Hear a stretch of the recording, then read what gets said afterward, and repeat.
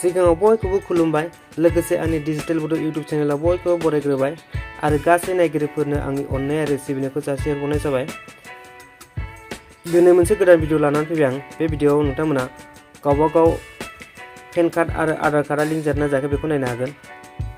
भिडिअखौ नायनानै मोजां मोनदोंबा लाइक आरो शेयार खालाम दाबाव आरो लोगोसे बेबायदिनो भिडिअ नायबाय थानो थाखाय चेनेलखौ साबस्क्राइब खालाम आरो लोगोसे बेल घन्टिखौबो थुनानै हो।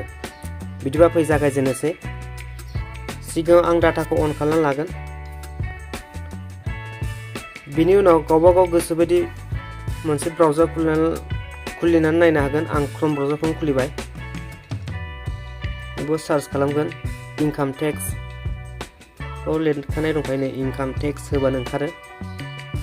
नैबे फार्स्ट पेजआनो www.incometax.gov.in बे गभर्नमेन्ट साइट। नोंथांमोना गिनांगौ जेबो गैया। बेयाव क्लिक खालामबानो ओंखारगोन नै। जाय बिथांमोना गावनि पेन कार्ड आरो आधार कार्डजों लिंक जादोंना जायाखै मिन्थिया बिथांमोना नायनानै लानो हागोन। लोगोसे आरो माबोरै लिंक खालामो बेखौ देखायगोन आङो।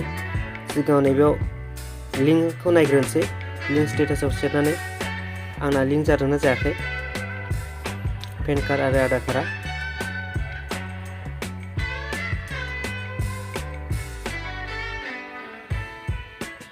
ओंखारबाय नै। नैबे गोजौनि पेन कार्डआव पेन नाम्बार होनांगौ ओमफ्राय नैबे आधार नाम्बाराव आधार होनांगौ। आं होनोसै।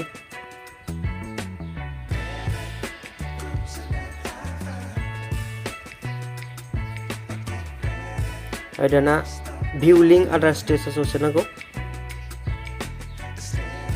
नै आंना ओंखारबाय your PAN is already link to given Aadhaar. बे नाम्बारजों लिंक जाबाय होननानै खोन्थाबाय नै। मानोना आंना लिंक जाखाबाय। आं गोबां सिगाङावनो बानायदों।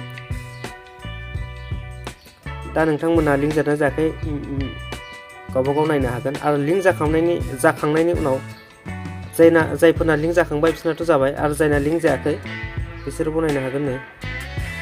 नैबाव लिंक आधाराव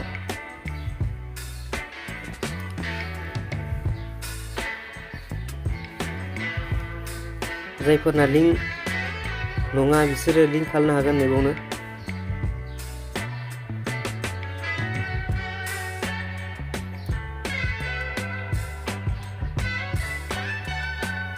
नैबाव होनदों नै पेन कार्ड आरो आधार कार्डजों लिंक खालामनो थिनदों।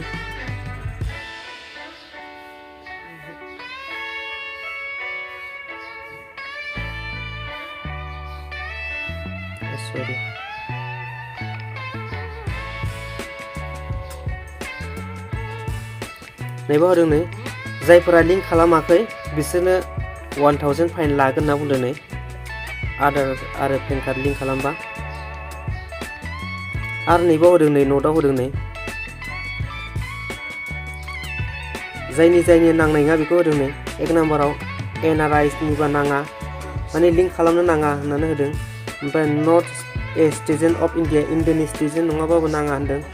आरो जायनि बैसोआ 80 बोसोरनि बारा बेनिखौबो नाङा होनदों। आरो state of resident is Assam Meghalaya Jammu and Kashmir जोंनि आसाम स्टेट मेघालया स्टेट आरो जम्मु आरो काश्मीरनिया नाङा होनना लिरदों। आरो गोसोबा खालामनो हागोन बेवहाय खुनु ना गैया।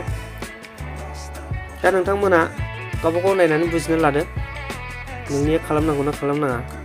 जुदि खालामखांखाबायबा सिगां अरजाला बे नांला। आरो दाबो नै नाङा होननानै बुंदों। दा नोंथांनि गोसोसै लिंक खालामो बा खालामा। अट' नाङा होनदों फाइन लानाय नङा खालामनांनाय नङा।